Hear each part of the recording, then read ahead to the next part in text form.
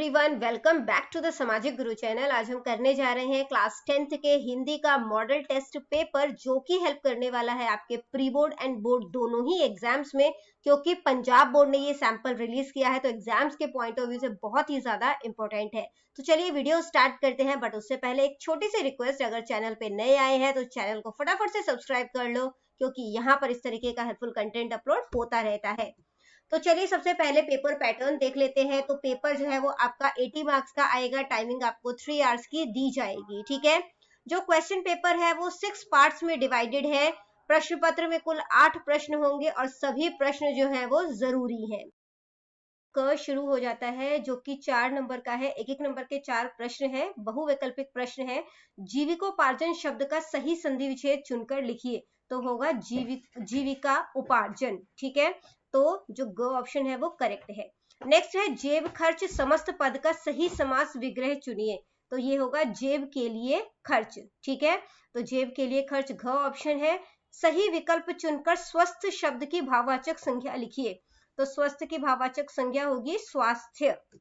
अगला प्रश्न है जीव शब्द का पर्यायवाची सही विकल्प चुनकर लिखिए, तो जीव का पर्यायवाची होगा मुकुर। अगला प्रश्न है निम्नलिखित बहुवैकल्पिक प्रश्नों में से सही विकल्प को चुनिए। एक एक नंबर के 4 प्रश्न है। दोहावली पाठ के अनुसार संत किसकी भांति नीर शीर विवेक करते हैं? हंस की भांति। गाता खग कविता के अनुसार फूल हमें क्या संदेश देते हैं? सदा मुस्कुराने का। अगला प्रश्न है अशिक्षित का हृदय। बूढ़े मनोहर सिंह का नीम के पेड़ किसके पास गिरवी था?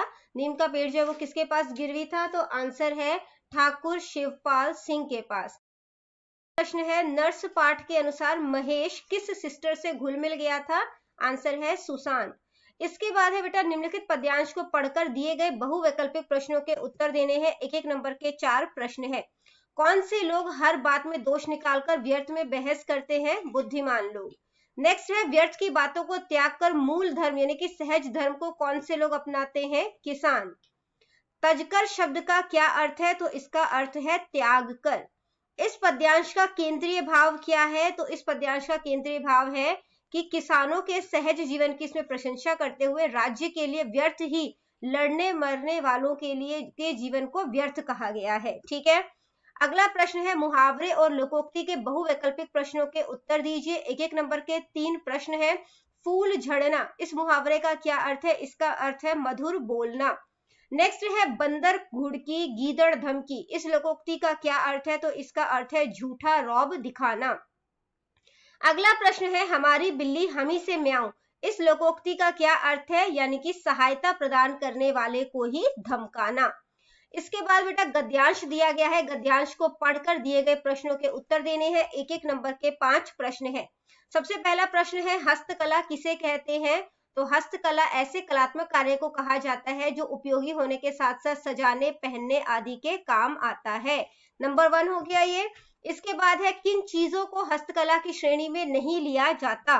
तो किन चीजों को नहीं लिया जाता? तो देखो यहाँ से जो चीजें मशीनों के माध्यम से बड़े स्तर पर बनाई जाती है उन्हें हस्तशिल्प की श्रेणी में नहीं लिया जाता। ये हो गया आंसर नंबर 2। इसके बाद बेटा क्वेश्चन है पंजाब में हस्तकला के रूप में कौन कौन सी चीजें प्रसिद्ध है? ठीक है, तो कौन कौन सी चीजें प्रसिद्ध है इसमें देख लेते हैं।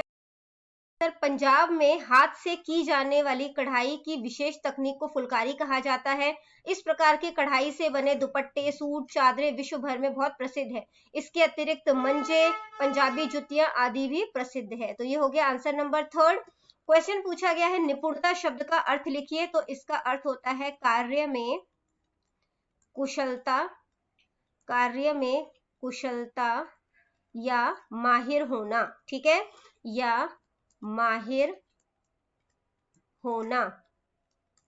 अगला प्रश्न है उपयुक्त गद्यांश का उचित शीर्षक लिखिए, तो इसका उचित शीर्षक क्या है? हस्तकला। ठीक है, हस्तकला।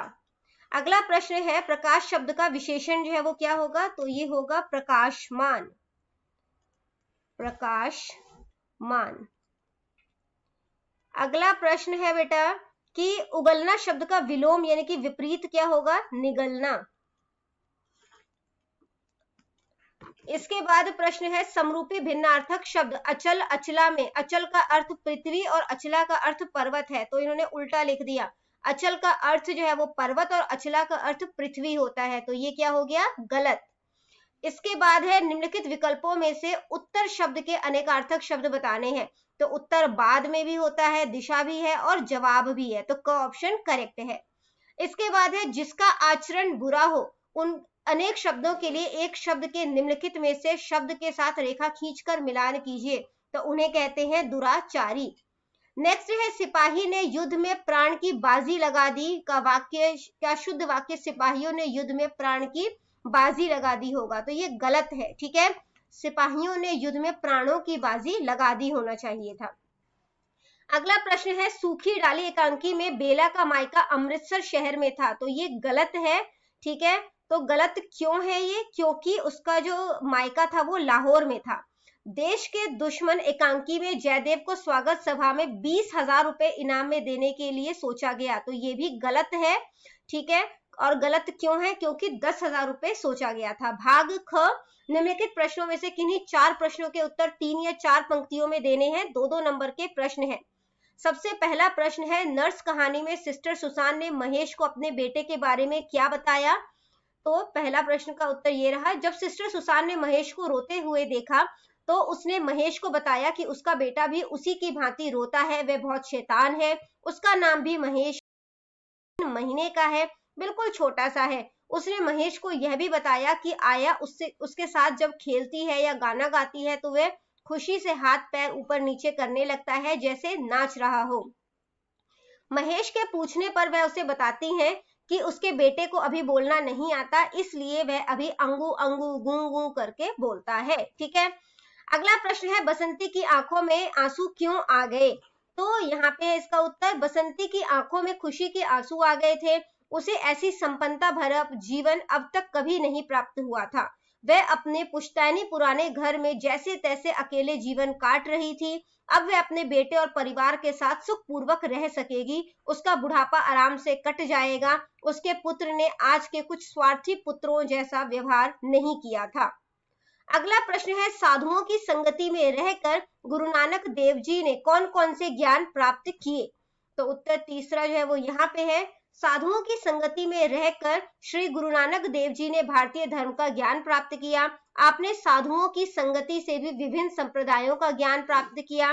भारतीय धर्म ग्रंथों और शास्त्रों का ज्ञान भी आपको साधुओं की संगति से ही हुआ, यह भी आपने इन्हीं दिनों प्राप्त की थी। अगला प्रश्न है हम अपने देश के सौंदर्य बोध को किस प्रकार चोट पहुंचाते हैं, तो उत्तर है जब हम रेलों, मुसाफिर खानों, क्लबों, चौपालों आदि सार्वजनिक स्थानों पर अपने देश की खामियों का वर्णन करते हैं और दूसरे देशों की खुशहाली की प्रशंसा करते हैं, अपने देश की दयनीय दशा का वर्णन करते हैं और दूसरे देशों को श्रेष्ठ बताते हैं, तो हम अपने देश की शक्ति बोध को चोट पहुंचाते हैं। इससे हम स्वयं ही अपने देश के सामूहिक मानसिक बल को भी हीन कर देते हैं। हम अपने देश को तुच्छ तथा अन्य देशों को उच्च मानने लगते हैं, ठीक है। अगला प्रश्न है परेश ने दादाजी के पास जाकर अपनी पत्नी बेला के संबंध में क्या बताया, तो उत्तर है परेश ने दादाजी के पास जाकर बताया कि उसकी पत्नी बेला का मन इस घर में नहीं लगता था, उसे कोई भी पसंद नहीं करता था, सब उसकी निंदा करते थे और सब उसकी शिकायत करते थे, ताने देते थे। वह ऐसा समझती थी जैसे वह परायों में आ गई थी।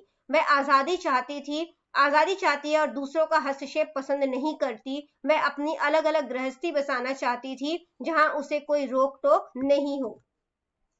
अगला प्रश्न है देश के दुश्मन एकांकी में जयदेव ने अपनी छुट्टियां कैंसिल क्यों करा दी थी, तो उत्तर यहाँ पर है जयदेव ने अपनी छुट्टी कैंसिल इसलिए करा दी थी क्योंकि उसे इधर आने से 2-3 घंटे पहले गुप्तचरों ने समाचार दिया कि रात की अंधेरी में पुलिस पिकेट से 1-1.5 मील दक्षिण की तरफ से कुछ लोग सोना स्मगल कर बॉर्डर पार करने वाले हैं। यह एक मौका था जिसे वह हाथ से नहीं जाने देना चाहता था। इसके बाद बेटा प्रश्न नंबर 3 है, किन्हीं 3 प्रश्नों के उत्तर 6 या 7 पंक्तियों में देने हैं। 4-4 नंबर का प्रश्न है। सबसे पहला प्रश्न है अशिक्षित का हृदय कहानी के आधार मनोहर सिंह का चरित्र चित्रण करें। अगला प्रश्न है चित्रा एक मंझी हुई चित्रकार है, आप इससे कहां तक सहमत हैं। नेक्स्ट है सदाचार का ताबीज पाठ में छिपे व्यंग्य को स्पष्ट कीजिए। सत्य में जैसे कुछ घटाना या जोड़ना संभव नहीं रहता, वैसे ही सच्चे व्यक्तित्व में भी कुछ घटाना या जोड़ना संभव नहीं है। राजेंद्र बाबू निबंध के आधार पर आशय स्पष्ट करें। अगला प्रश्न है, सूखी डाली एकांकी से हमें क्या शिक्षा मिलती है। भाग ग है, पंजाबी गद्यांश का हिंदी में अनुवाद करना है। 5 नंबर का ये प्रश्न है। भाग घ में आपको जो है एक प्रतिवेदन लिखना है। आपका नाम सुमन शर्मा है, आप सरस्वती वंदना सीनियर सेकेंडरी स्कूल रोपड़ में पढ़ती हैं। आप अपने स्कूल के NNS यूनिट राष्ट्रीय सेवा योजना की सचिव हैं। आपके स्कूल में दिनांक 25 सितंबर 2024 को स्थानीय अस्पताल में डॉक्टरों की टीम के सहयोग से 3 दिवसीय नेत्र जांच शिविर का आयोजन किया गया। डॉक्टरों द्वारा विद्यार्थियों की आंखों की जांच की गई और रोगियों को मुफ्त दवाइयां दी गई। उन्होंने विद्यार्थियों को नेत्रों की सफाई व सुरक्षा के बारे में जागरूक भी किया। इस आधार पर आपने प्रतिवेदन लिखना है, ठीक है। तो शीर्षक है नेत्र जांच शिविर का आयोजन। सरस्वती वंदना सीनियर सेकेंडरी स्कूल रोपड़ की NSS विंग द्वारा विद्यालय परिसर में विद्यार्थियों की सामान्य नेत्र जांच के लिए दिनांक 25 सितंबर 2024 लिखा था ना यहाँ पे, तो डेट चेंज कर लेना, ठीक है। तो यहाँ पे 2024 हो जाएगा, को प्रातः 9 बजे से शिविर का आयोजन किया गया, जिसमें आरोग्य चिकित्सालय के डॉक्टरों ने विद्यार्थियों के नेत्रों की सामान्य जांच की तथा उन्हें स्वस्थ रहने के उपाय बताए। विद्यार्थियों के नेत्रों में कुछ कमियां थी, उन्हें समुचित उपचार बताकर दवाइयां भी दी गई। मुख्य अध्यापक महोदय ने डॉक्टरों की टीम का धन्यवाद किया। सुमन शर्मा, सचिव NSS, ठीक है। या तो अपने अगला क्वेश्चन अटेम्प्ट करना है, जिसमें आप रविशंकर है, आपका मकान नंबर 456 गुड़गांव में रहते हैं। आपका मोबाइल नंबर जो है वो ये यहाँ पे दिया गया है। आपका हिसार हरियाणा में प्रेम नगर में 10 मरले का एक प्लॉट है, आप इसे बेचना चाहते हैं। प्लॉट बिकाऊ है, शीर्षक के अंतर्गत विज्ञापन का प्रारूप जो है वो तैयार करना है, ठीक है। तो प्लॉट बिकाऊ है, प्रेम नगर हिसार हरियाणा में 10 मरले का एक प्लॉट बिकाऊ है, खरीदने के इच्छुक संपर्क करें, ठीक है। यहाँ पे नाम, मकान नंबर और मोबाइल नंबर जो है वो लिख दिया, ठीक है। इसके बाद बेटा जो अगला प्रश्न है वो है कि आपका नाम जो है वो विराट कुमार है, आपका मकान नंबर जो है वो ये है, ठीक है। शिवाजी नगर मुंबई में रहते हैं, आपका मोबाइल नंबर दिया गया है। आप मुंबई के जन चेतना समाचार पत्र के मुख्य संपादक के नाम सड़क दुर्घटनाओं पर चिंता व्यक्त करते हुए सड़क दुर्घटनाओं को रोकने के सुझाव संबंधी पत्र लिखिए, ठीक है। तो पत्र जो है वो आपको यहाँ पर दिया गया है, तो इस तरीके से जो है वो आपने पत्र लिखना है, ठीक है। और इसके बाद जो है या तो आपको नेक्स्ट जो है वो लेटर जो है वो लिख सकते हो, जिसमें आप अपने स्कूल के प्रधानाचार्य को स्कूल में अधिक से अधिक खेलों का सामान मंगवाने के लिए अनुरोध करना है, ठीक है। इसके अलावा जो है किसी एक विषय पर आपने अनुच्छेद लिखना है। भ्रूण हत्या एक जघन्य अपराध, कैरियर चुनाव में स्व मूल्यांकन, जब मुझे स्कूल के खेल मैदान से बटुआ मिला, ठीक है। इसके अलावा बेटा जो क्वेश्चन नंबर 8 है वो है निम्नलिखित में से किसी एक प्रपत्र को अपनी उत्तर पुस्तिका पर निर्देश अनुसार उतार कर भरें। रुपए निकलवाने का फॉर्म है ये, ठीक है। तो ये जमाकर्ता द्वारा भरा जाएगा। तो दिनांक जो यहाँ पे डेट दी गई है वो ही लिखनी है हमने, ठीक है, 24/7/2024। इसके बाद है बचत खाता नंबर, तो खाता नंबर क्या दिया गया है हमें, 3493455623। कृपया मुझे डैश रुपए अंकों में लिखने हैं, ठीक है। तो 6600 रुपए, ठीक है। तो 6600 रुपए अंकों में लिख दिया। अब शब्दों में लिखना है, तो आप लिखोगे 6600 रुपए का भुगतान करें, ठीक है। और जमाकर्ता के हस्ताक्षर जो है वो आ जाएंगे, तो विकास कुमार है, तो यहाँ पे विकास कुमार, ठीक है। इसके बाद बेटा अगला जो प्रश्न है वो है कि मान लीजिए कि आपका नाम विजय दीनानाथ चौहान है, आपका सुविधा बैंक शाखा शिमला में एक बचत खाता है जिसका नंबर जो है वो ये है। आपको इस खाते में 45,000 रुपए जमा करवाने हैं, इस अनुसार निम्नलिखित प्रपत्र भरिए। तो जमा बचत खाता नंबर, तो खाता नंबर जो है वो क्या है, 4123345856, ठीक है, 856। इसके बाद क्या है, जो कि डैश के नाम से है, किस नाम से है, विजय दीनानाथ चौहान के नाम से है, विजय दीनानाथ, ठीक है। यहां पर लिखा हुआ है, ये लिख रहे हैं हम, विजय दीनानाथ चौहान के नाम से है। मैं रुपए ठीक है, अब यहाँ पे अंकों में लिखने हैं कितने, 45,000, 45,000। अब शब्दों में लिखना है तो हम लिखेंगे 45,000, 45,000 रुपए। ठीक है, जमा करें। अब जमाकर्ता के हस्ताक्षर, तो यहाँ पे विजय। तो बच्चों ये वीडियो हो जाती है हमारी यहीं पे खत्म। इनकेस आपको कोई भी डाउट है तो कमेंट सेक्शन में क्वेश्चन कीजिए, रिप्लाई करने की पूरी कोशिश करूंगी। Thank you very much and all the best for your exams. Bye bye.